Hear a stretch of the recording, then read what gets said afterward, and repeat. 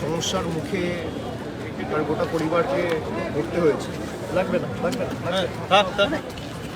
তার গোটা পরিবারকে পড়তে হয়েছে, এটা তোমরা সবাই দেখেছেন। এবং আমার সোনালির সাথে ফিরে আসার পর দেখা করার কথা ছিল, যেহেতু একটা শারীরিক সমস্যা ছিল সেই জন্য আমি বলেছিলাম যে দরকার হলে আমি যাবো, কষ্ট করে ট্রেনে বা বাসে এসো না।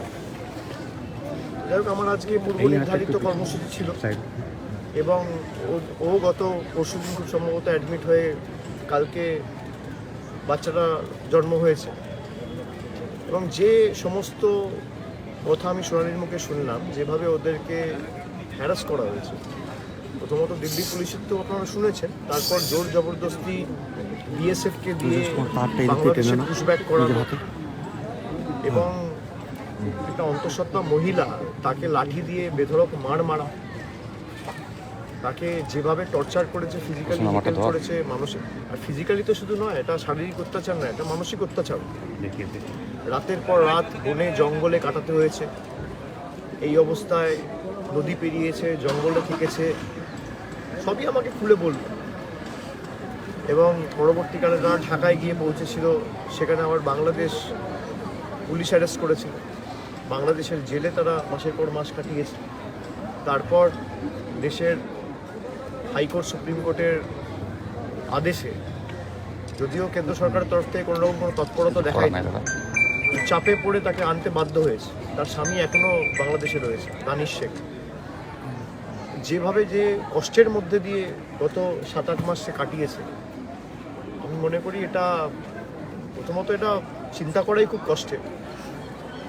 এবং বাচ্চাটা বিশেষ করে যে সমস্ত ঘটনার সাক্ষী বা যে সমস্ত ঘটনা জন্ম হওয়ার সাথে সাথে যখন থেকে সোনালি অন্তঃসত্ত্বা হয়েছে, একটা বাচ্চার উপর যা টর্চার, আমি মনে করি এটা মানুষের কষ্ট বা মানুষের চোখের জলের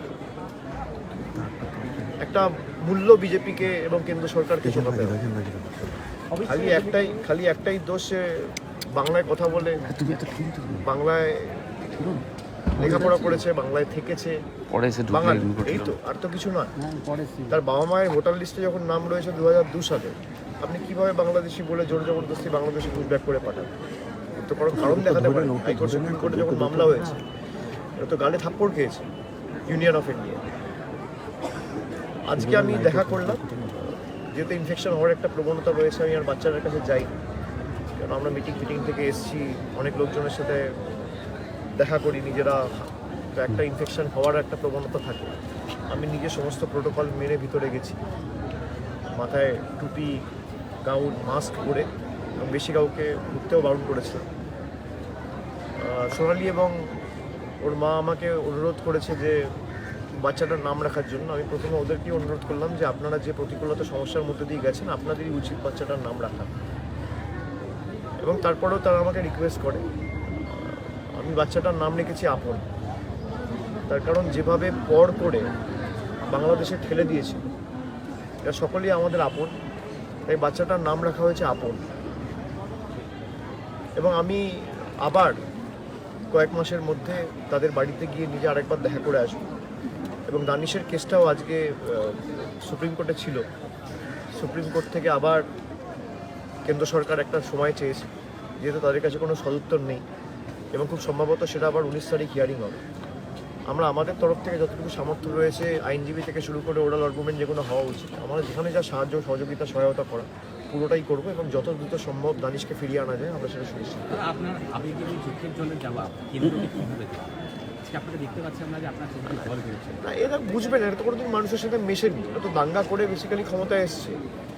বিজেপি যে 11 বছর ধরে ক্ষমতায়, আজকে ধরুন এসআইআর এর ক্ষেত্রে আমি শুনছি অমর্ত্য সেনের মতো লোককে নোটিশ পাঠানো হচ্ছে। আপনি এর থেকে কী আশা করেন? এরা তো দাঙ্গা করে ক্ষমতায় এসছে।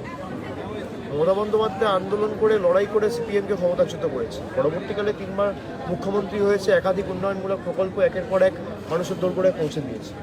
এর থেকে আশা করাই উচিত। এরা কোনোদিন বোঝে যে মায়ের চোখের জলের দাম কি? ভুগতে হবে।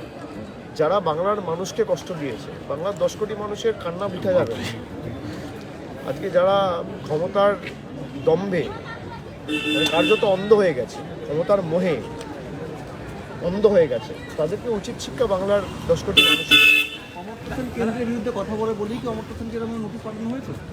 মানে একটা সময় তার বাড়িও আমরা দেখেছি রীতিমতো তার সে তো স্পর্শকাতর। আপনাদের মনে যখন এই প্রশ্ন উঠছে, আমি ভাববো নিশ্চয়ই এই প্রশ্নের কোনো যথার্থতা রয়েছে। সাংবাদিক হিসেবে যখন এই প্রশ্নগুলো আপনার মনে উঠছে, 100 উঠতে পারে।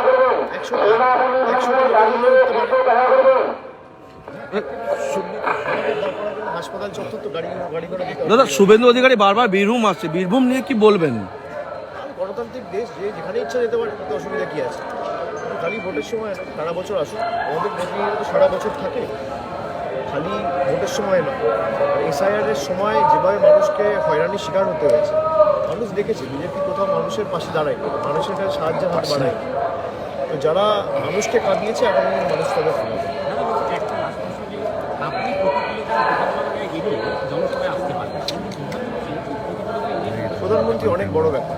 প্রধানমন্ত্রী সব আচরণ করেছে।